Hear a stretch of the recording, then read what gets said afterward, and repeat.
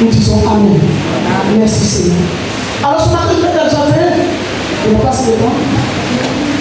Je vais déjà dire. Amen. C'est une observation sur mon Dieu. Souvent quand je suis là, je me pose la question. Je dis, mais quel est le but de ma vie chrétienne? Quel est le but de ma vie chrétienne? C'est une question que chaque enfant de Dieu doit se présenter. Quel est le but de ma vie chrétienne? Alléluia. Quel est le but de ma vie chrétienne? Cela est très important. Faites rentrer ceux qui sont au dehors. Quel est le but de ma vie chrétienne? Si je suis chrétien, quel est le but de ma vie chrétienne? Parce que si je ne sais pas pourquoi je viens à l'église, bien aimé, je serai dans l'église en train de errer ça et là. Si je ne sais pas pourquoi je viens à l'église, il y a des gens qui viennent à l'église, mais ils ne savent pas pourquoi je viens à l'église. Alléluia. Ils ne savent pas pourquoi je viens à l'église. Mais je te vois ce matin que quand on vient à l'église, on vient pour écouter la parole de Dieu. Et on se dispose pour écouter non seulement la parole, mais on se dispose à ce que cette parole-là puisse sa place dans nos cœurs. Et on demande au Seigneur de nous aider à pratiquer ce que nous entendons. Alléluia. Quand nous venons à l'église, c'est pour accepter Jésus. Alléluia. Pourquoi accepter Jésus? Accepter Jésus parce que sans Jésus, l'homme n'est rien. Alléluia. L'homme a soif d'adoration.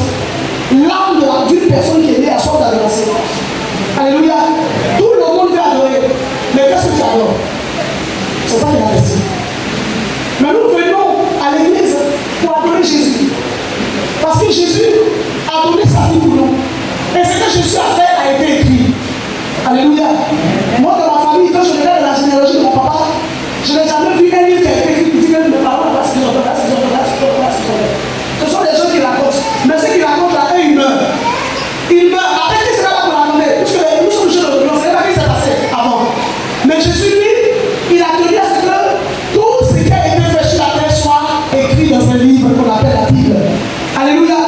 C'est comment le monde s'est créé, comment ces choses se sont faites. Tout a été écrit pour toi et moi, notre instruction aujourd'hui. Alléluia. Tout a été noté pour que toi et moi nous prenons instruction de l'Alléluia.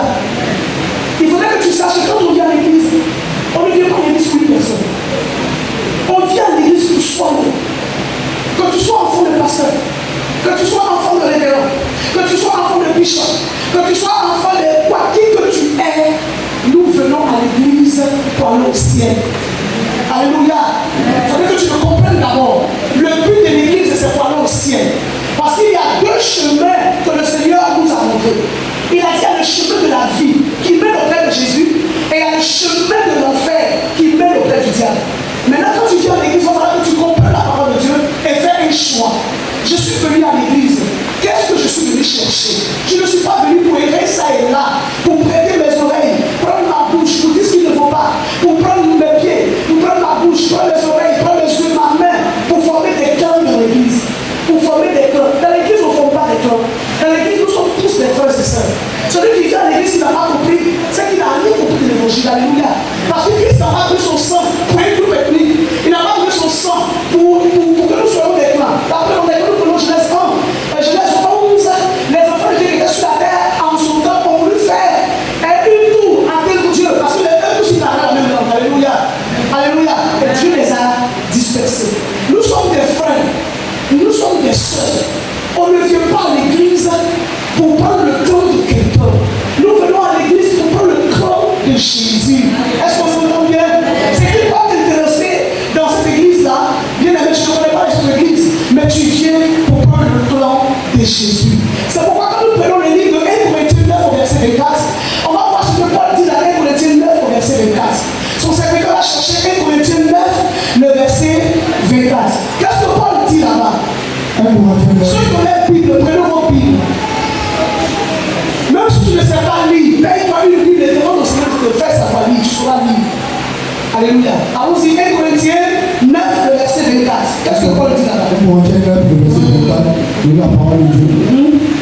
Ne savez-vous pas que ceux qui courent dans le sable courent tous, mais qu'un seul rapport de prix? Il dit, ne savez-vous pas que tous ceux qui courent dans le sable, nous sommes dans un stade? Alléluia. La vie du royaume est un stade. La vie de Christ est un stade. Chacun de nous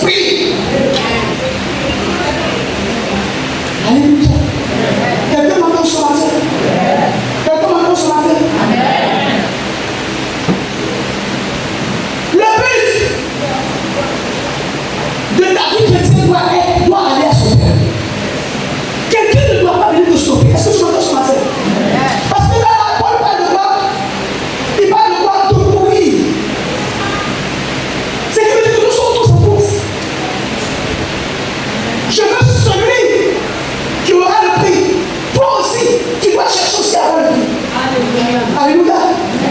Si la vie spirituelle de l'homme va bien, je dois regarder, prendre l'exemple dans la vie là. Il n'est pas mauvais de tricher. Ce n'est pas mauvais de tricher. Alléluia. Ce n'est pas mauvais de tricher. C'est très bon de tricher. Mais qu'est-ce qu'on triche? Quelqu'un me dit amen? Il est bon de tricher. C'est même pas mauvais de tricher dans la vie chrétienne. Je veux être comme celle-là. Parce que depuis que je viens en église, j'ai remarqué qu'elle a une bonne vie spirituelle. Sa manière de faire dans l'église me plaît. Elle ne s'accommode pas de ce qui n'est pas important. Je la vois, elle fraternise avec les gens. Je la vois, elle cause bien avec les gens. Je n'ai jamais entendu qu'elle colportait des nouvelles. Je n'ai jamais entendu qu'elle a dit des calomnies sur les gens. Je préfère avoir cette vie. Tu veux tricher la vie de la personne. Parce que tu es convaincu que cette personne a une bonne vie. C'est pas mauvais. Mais par contre, ce qui est mauvais, c'est de tricher ce qui est mauvais. Toi, tu sais que ça, par exemple, qui ne sait pas d'aller critiquer le pasteur, c'est mauvais? Qui ne sait pas? Qui ne sait pas d'aller critiquer quelqu'un qui sert Dieu, c'est mauvais? Tout le monde le sait. Donc, je ne dois pas me prêter à ça. Parce que je sais que c'est mauvais de critiquer quelqu'un qui sert Dieu. Je sais que c'est mauvais de critiquer sa famille. Je sais que c'est mauvais de critiquer ma soeur qui est à l'église. C'est mauvais de critiquer mon frère. C'est mauvais de dire des calomnies sur les gens. C'est mauvais de raconter des choses. C'est mauvais de faire partie des clans. Honnêtement, les histoires de clans, on vient à l'église pour former des clans. Moi-même, je sais que c'est mauvais. Mais est-ce que je dois me mettre dedans? Puisque j'ai la conscience que c'est mauvais. Est-ce qu'en m'occupant de ça, je peux remporter une couronne? Je peux avoir une prix? Non. Parce que tu n'es pas en train de courir, mais tu es en train de rester ça et là pour t'occuper de ce qui n'est pas pour toi. Tu ne t'occupes plus de ta propre vie. Donc, tu ne peux pas faire le progrès de ta vie spirituelle. Quelqu'un m'entend ce matin? Quelqu'un m'entend ce matin? Quand on va rester en train de s'occuper de moi a dit, tu as dit, on a dit. Je disais avec plaisir à l'enseignement que le on là est devenu massé. Ça y est dans l'église, ça y est dans toutes les églises. Ce n'est pas ici seulement. Une fois que quelqu'un est piqué de ce on là, il est accoumatisé. Il est accoumatisé comme dans le dessin animé que la personne a été très inspirée de faire. Une fois que ce vénin te touche, tu es accoumatisé. Et tu commences à faire des choses sous la dicte de la personne qui t'a accoumatisé. Alléluia. Alléluia. Alors quand nous venons, si nous voulons courir pour remporter le prix, si nous voulons courir pour être récompensés par Dieu parce que Dieu le récompense, il va falloir qu'on renonce à certaines choses dans nos vies pour ne pas que nous soyons disqualifiés. Alléluia. Pour ne pas que nous soyons disqualifiés, il va falloir que nous renonçons à certaines choses dans nos vies. Parce que Christ est disqualifié. Si tu es chrétien que tu es venu à l'église, tu ne sais pas ce que tu veux. Et que tu veux t'occuper de la vie des autres, bien aimé, Christ va te disqualifier. Parce qu'en fait, tu es venu mais tu n'as pas de problème. Il a dit de venir à lui ceux qui sont chargés. Il est venu de venir à lui ceux qui sont fatigués. Ceux qui ne sont pas chargés, fatigués quand ils viennent sur les autres. Mais les gens qui sont fatigués et chargés quand ils viennent, ils ont tellement de problèmes qu'ils ne prennent pas oreille à tout ce que les gens disent aux alentours. Eux, ils veulent que Christ leur donne quelque chose. Alléluia. Que Christ leur donne le désir de leur cœur. Ils n'ont pas le temps de suivre les gens. Mais ceux qui ne sont pas chargés, fatigués, leur manière de vivre dans l'église, ça se fera remarquer. Alléluia. Donc nous devons faire quoi? Renoncer. Nous devons renoncer à tout ce qui peut nous empêcher de courir. De courir d'abord. Nous devons renoncer à tout ce qui peut nous empêcher de courir d'abord. Alléluia. Et ensuite de remporter le prix. Alléluia. Dans l'église, il y a des agents humains de la sorcellerie qui sont dans toutes les églises. Quand on parle de sorcellerie, les gens regardent directement au village. C'est pas au village. Il y en a au village. Il y en a dans l'entreprise là où tu es. Il y en a dans le lieu où tu travailles. Satan n'est pas omnipotent. Satan n'est pas omniscient. Satan n'est pas omniprésent. Mais Satan est bien organisé. Dis-moi amen. Satan est bien organisé. Satan est organisé de telle sorte qu'il a des agents parmi nous. Il a des agents dans nos familles. Il a des agents au village. Il a des agents en ville. Il a des agents dans l'église. Il a des agents dans les sociétés où les gens travaillent. De l'administration. Satan a ses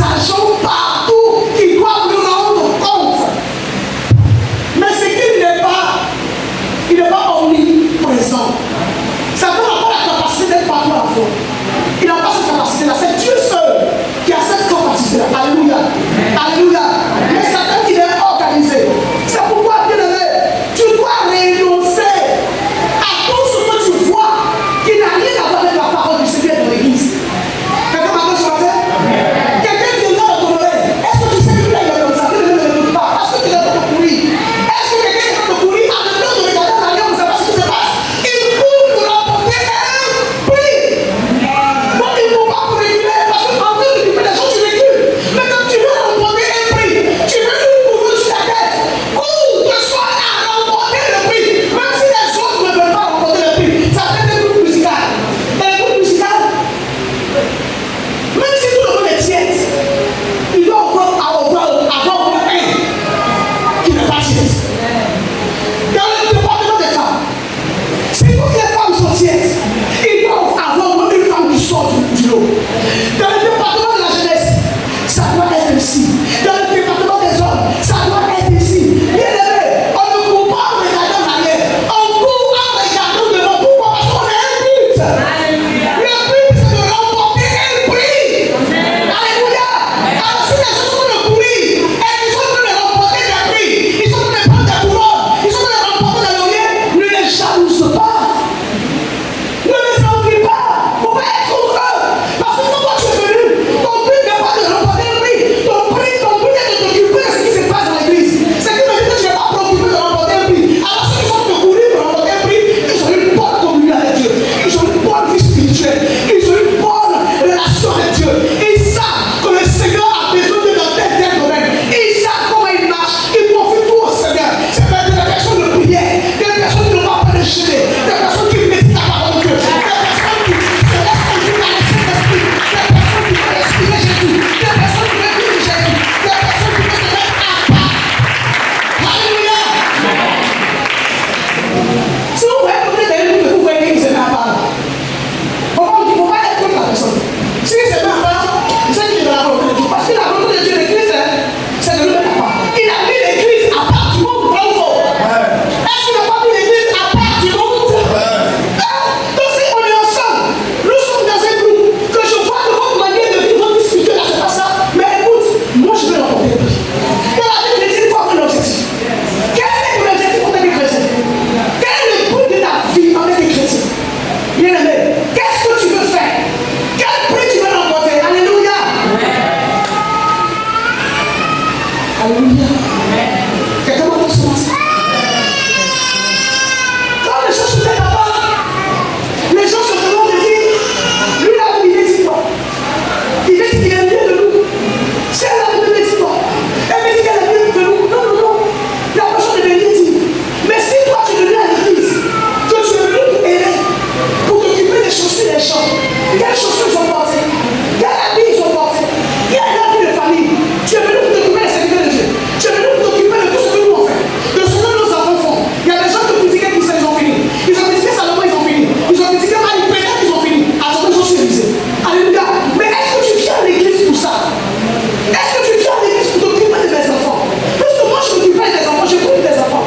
Toi tu t'occupes de mes enfants, allez, tu es par ta langue. Tu es venu faire quoi à l'église? Qu'est-ce que je veux dire à l'église? Mes enfants, ils ont un problème. Toi et tes enfants, tu as un problème. Toi et ta famille, tu as un problème. Pourquoi tu t'occupes pas de l'église? Tu as un problème de budget.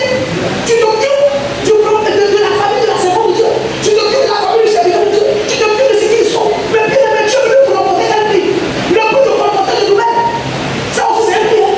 À la fin de ta vie, tu as besoin de te couronner parce que tu as remporté de nous-mêmes. Alléluia. C'est pourquoi on va prendre le passage encore.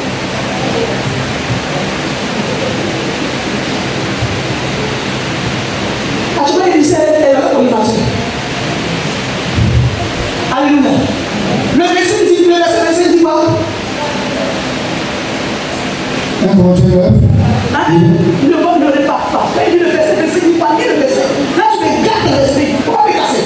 Oui. Tous ceux qui combattent, Tous ceux qui combattent, s'imposent toute pièce. s'imposent toute espèce d'abstinence. S'imposent toute espèce d'abstinence.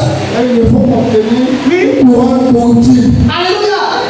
Tous ceux qui combattent s'imposent toute espèce d'abstinence. Vas-y. Et il ne faut pas obtenir Et il ne faut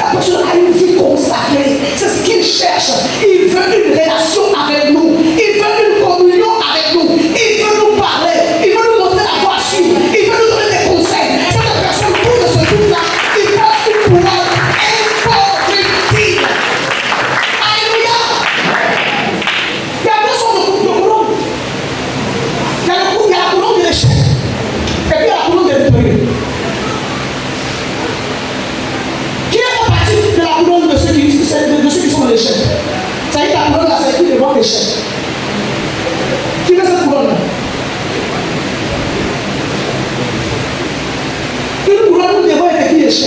Qui veut cette couronne? Hein? Qui veut une couronne devrait être une victoire? C'est bon. À gaspiller aux choses meilleures. Mais pour avoir ça, il faut s'abstenir de beaucoup de choses. Il faut s'abstenir de beaucoup de choses. Alléluia. Il faut déposer des abstinences. Il faut savoir ce que tu veux. Celui qui ne sait pas pourquoi il vient à l'église et qui ne sait pas qu'est-ce qu'il veut dans sa vie. Ceux qui ne savent pas pourquoi ils viennent, ceux-là, c'est la personne que Dieu va disqualifier avec moi. Parce que tu ne sais pas quoi dire. La première fois, c'est Dieu qui le dit. Inculte. Oh, Jésus. Vraiment. Vous voyez, c'est une discipline. On dit à l'église de la Côte d'Ivoire là, c'est pas. Mais est-ce qu'il ne voit rien discipliner? Il ne voit rien discipliner. Ça fait partie de notre église. Les Ivoiriens sont pas ici. À tel point qu'ils prennent ça pour venir à l'église. Et quel que soit ce qu'ils vont entendre de Dieu, comme ils ont les disciplines de leur ADN, ils ne peuvent pas changer. Bien aimé. Pour remporter la victoire avec Christ, il faut te poser une discipline. Tu ne peux pas entendre les annonces. Les annonces te disent que le culte du dimanche, quand il y a 2 cultes, c'est 6 heures. Le jour où c'est un seul culte, c'est 7 heures. Et je connais l'heure. Je sais qu'on m'a dit 6 heures. Mais je m'envoie, je viens à 6h30, à 6h45. Il y en a qui viennent à 7h, il y en a qui viennent à 7h30. Je suis à 7h, je regarde les gens venir là-bas. Et puis ça m'étonne. J'ai dit, mais comment moi j'ai fait pour mettre la discipline dans ma vie? Et puis les gens à qui je prêche, à qui je donne l'onction de la parole, ne peuvent pas acquérir cette discipline. Mais quand on se comporte comme ça, quel courant nous voulons apporter? Comment nous voulons que ce courant soit écrit victoire? Dieu, il est dans les détails. Notre Dieu est dans les détails. Il n'y a rien qui passe inaperçu devant l'Esprit de Dieu. J'ai vu les gens de courir. Mais ma manière de courir là va m'envoyer à être disqualifié. Parce que c'est la manière de courir là qui fait la différence entre les uns et les autres. La manière qu'on y met. Pour aller de courir de façon de mettre la manière pour remporter le prix. Mais on ne met pas la manière dedans. On veut faire comme on veut. Dans notre manière, c'est de faire comme on veut. Alors que la manière de la parole de Dieu, c'est de courir en regardant le but. Ne pas regarder en arrière. Jésus, celui qui met sa main à la charrue, qui regarde en arrière, ne pas digne de suivre. Alléluia. Nous regardons en arrière.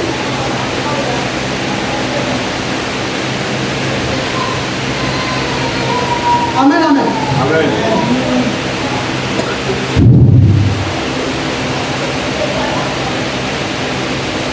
On va prendre le livre de 1 Corinthiens 10. Je vous en prie, apprenons à renoncer à tout ce qui est discipline, à tout ce qui est désobéissance, à tout ce qui est soumission. Nous savons ce que Dieu nous a dit concernant notre vie.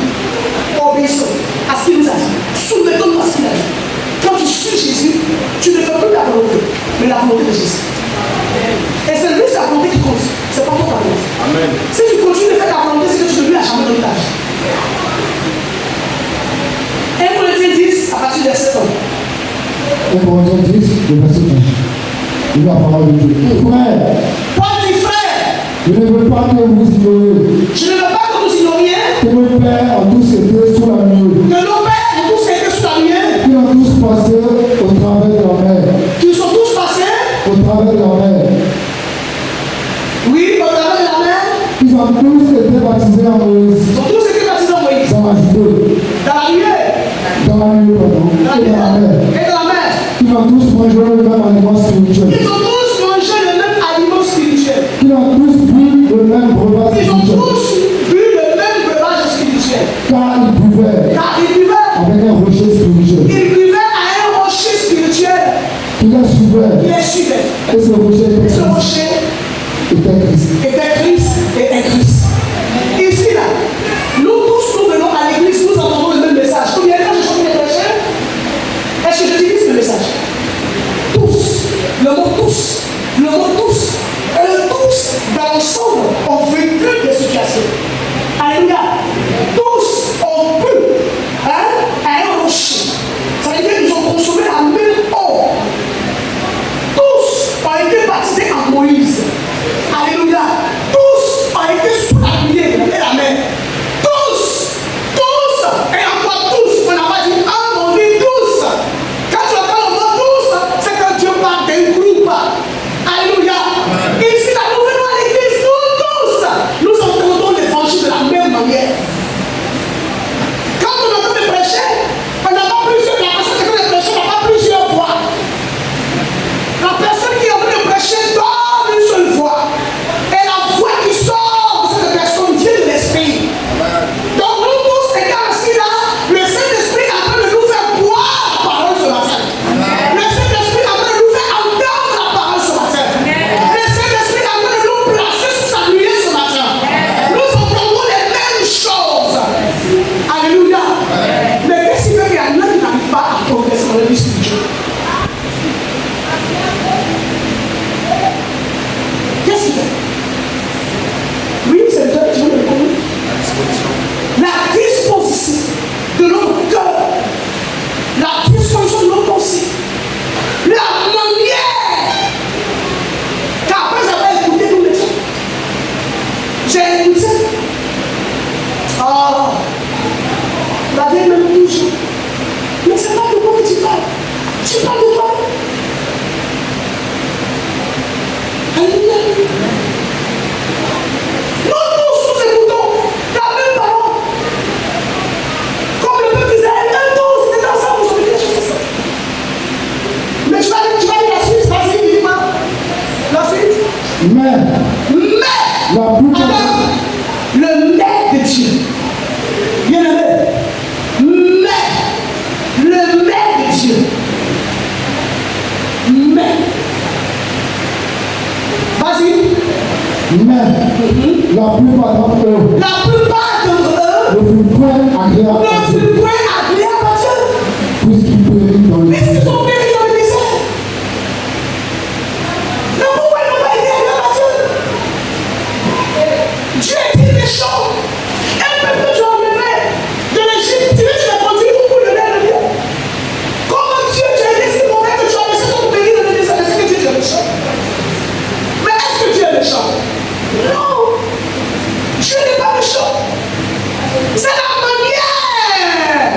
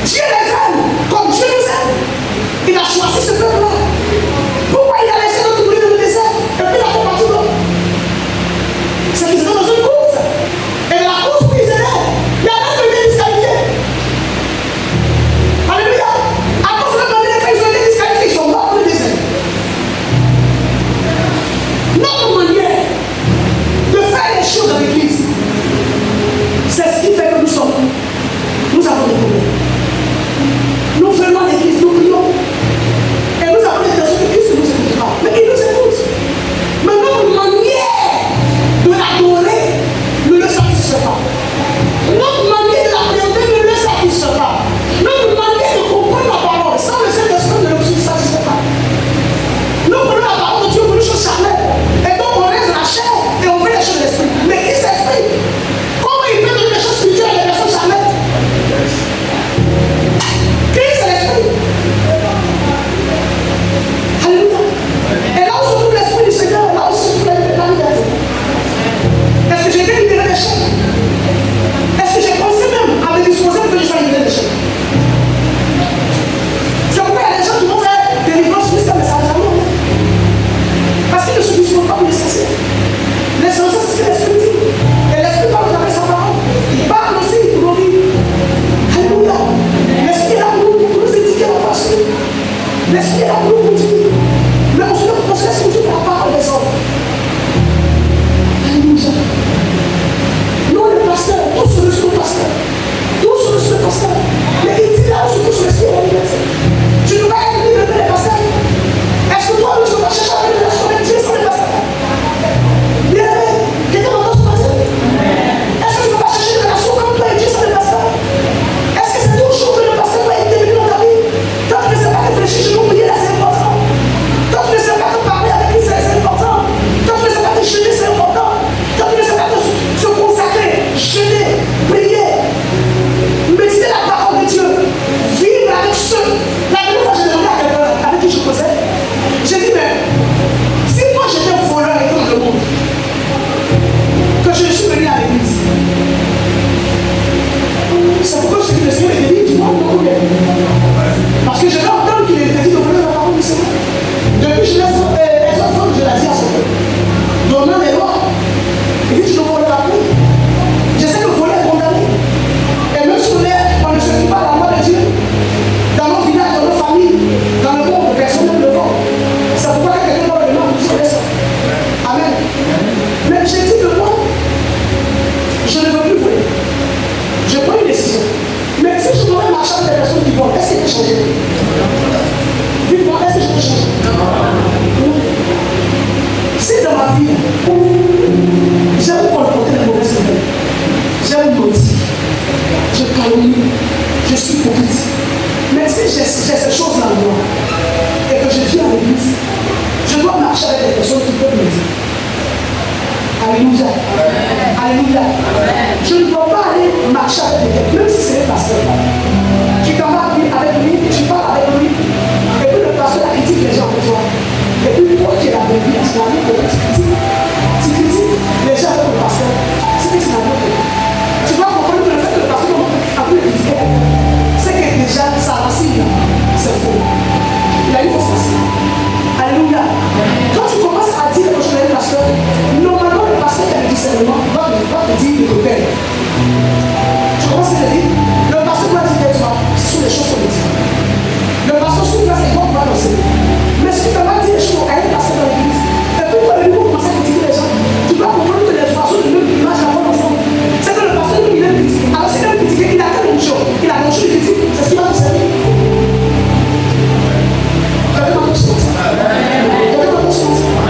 Sinon, si le pasteur est sanctifié, si le pasteur a une vie de sainteté, si le pasteur est sanctifié dans son esprit, dans son âme, dans son corps, quand tu commences à dire ces choses-là et qu'il connaît la parole de Dieu, il va te dire aux gens, tais-toi, il faut prier. Si les choses, tu veux qu'on t'accuse, plutôt qu'on t'accuse, tu t'as fait mal, ce que tu dois faire, c'est de prier le Seigneur, d'ôter la douleur que tu ressens. Et puis ne sois pas, le pasteur dit, et puis ne sois pas frustré, parce que Christ nous donne la frustration et l'écrasé. Le pasteur ne va pas dire ça. Mais si le pasteur te dit que Christ a souffert de tout ce que toi tu as pu souffrir, c'est que ce pasteur s'appelle mon pasteur. Christ a souffert de tout. Qu'est-ce que Christ n'a pas eu faire? On l'a critiqué, on l'a filmé, ils l'ont calomnié, ils l'ont tout issu. Tu le sais. Pourquoi tu viens à l'église et que tu continues encore? Malgré ce qu'il soit glorifié, tu continues encore de critiquer son église. Il a dit à Paul, quand Paul voulait rentrer à Damas, la porte de Damas est belle là. Paul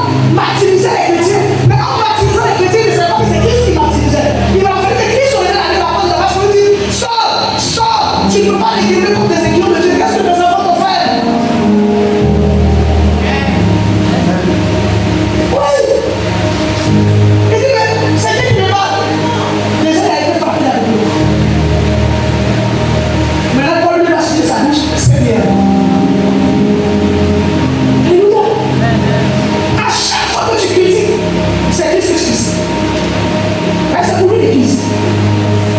À chaque fois que tu es en train de faire ce qui est contraire à votre Dieu dans l'église, ce n'est pas à l'homme que tu fais, ce n'est pas au pasteur que tu fais, c'est à qui c'est Dieu. Et cette manière de faire ne peut pas permettre à Dieu de qualifier. Qui me dit Amen. Encouragez-moi.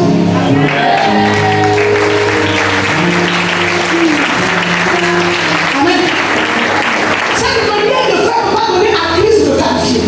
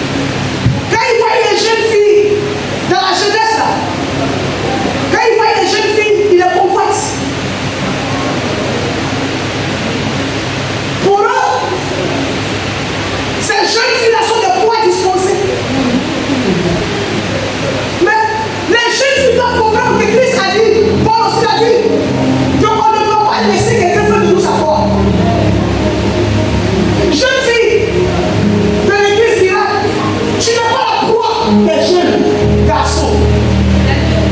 S'ils sont connus qu'ils ne cherchent pas à avoir une communion avec le Seigneur, que c'est de chercher à coucher avec toi, chercher à se marier, chercher à faire des choses qui sont contraires à la volonté de Dieu, pendant que eux-mêmes, ils sont esclaves de ce qui les domine. Ils veulent te prendre aussi pour que toi aussi tu sois esclave de ce qui les domine. Refuse!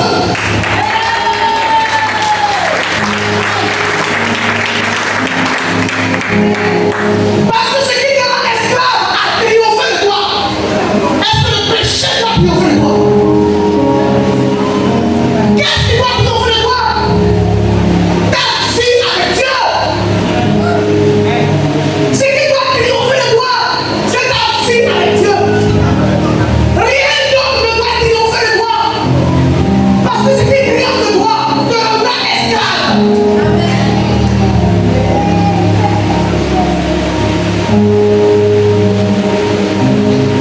Mais j'ai parlé ma vie. C'est devenu jeune dame.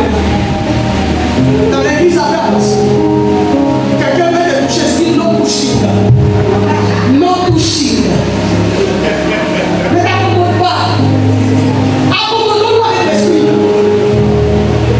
Accommodons-nous avec l'esprit. Maintenant, si tu veux marier quelqu'un, ça c'est après. Mais cherche d'abord ta relation avec Dieu.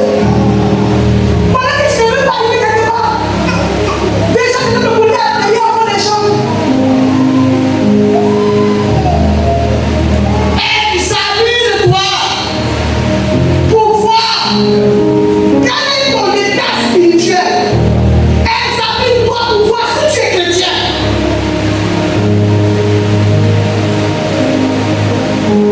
Parce que les païens sont plus dehors, les païens sont dans l'église. Ils viennent à l'église, mais c'est de puissants païens.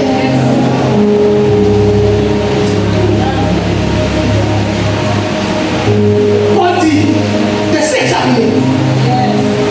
Et c'est ce qui arrive. Je m'examine. Et quand je prie, je dis au Seigneur dans le même état. Examine-toi. Vas-y, Seigneur. Pour savoir si vous êtes dans la foi.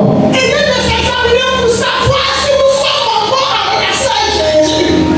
Si nous ne sommes pas en relation avec l'esprit de famille. Parce que la foi, c'est Christ. C'est lui la foi. Est-ce que nous avons une relation encore avec Jésus? Est-ce que nous sommes dans la vie chrétienne? Est-ce que nous croyons encore aux vertus de Christ? Et pour résumer tout cela, si nous sommes encore dans la foi, tu dois examiner pour voir si depuis longtemps tu n'as pas perdu la foi. Il y a quelqu'un qui perdu la foi. Ils sont des saillies dans l'église. Ils ont été disqualifiés par Dieu, ils n'ont plus la foi, ils sont des saillies. Saillies avec qui ont perdu la foi. Le même saillie qui a chassé les dénonciers d'Israël. Il a traversé Israël dans cette église pour aller voir les dénonciers. Vous voyez, quand il est disqualifié, c'était l'esprit du mal qui nous a fait. Il allait consulter. Il ne connaissait pas. Pourtant, c'est lui qui les a chassés d'Israël. Une magicienne. Une tueuse de bonne aventure. Une sorcière. Il est parti à la chose. Pourtant, c'est lui qui les a chassés d'Israël.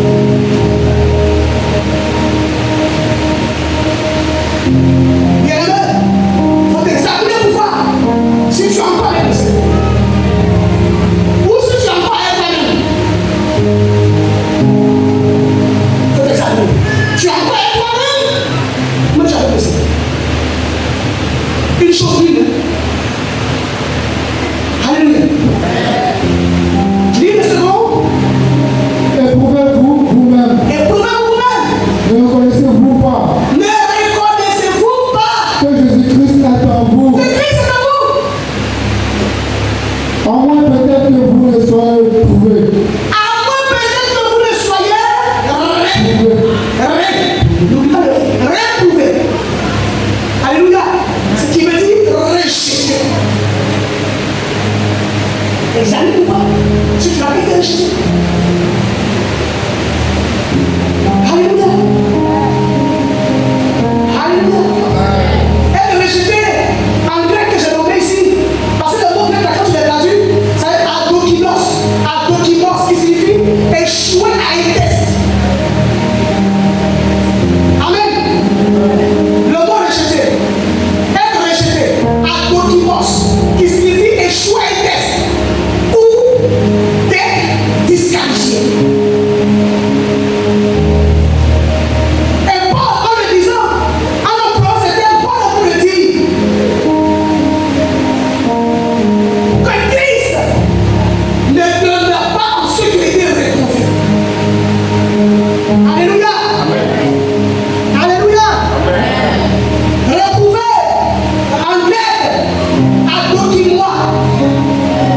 Quand tu as été retrouvé, ça veut dire que tu as perdu la récompense. En grec, adokimoi, tu as perdu la récompense. Tu ne peux pas obtenir de prix et tu perds ton héritage spirituel. Alléluia. Alléluia. Alléluia. Alléluia. On me fait signe que j'ai fini. Oh. Alléluia. Tu as perdu ton héritage à Christ. Tu viens à l'église, l'église se lève. Est-ce que Paul a dit ça?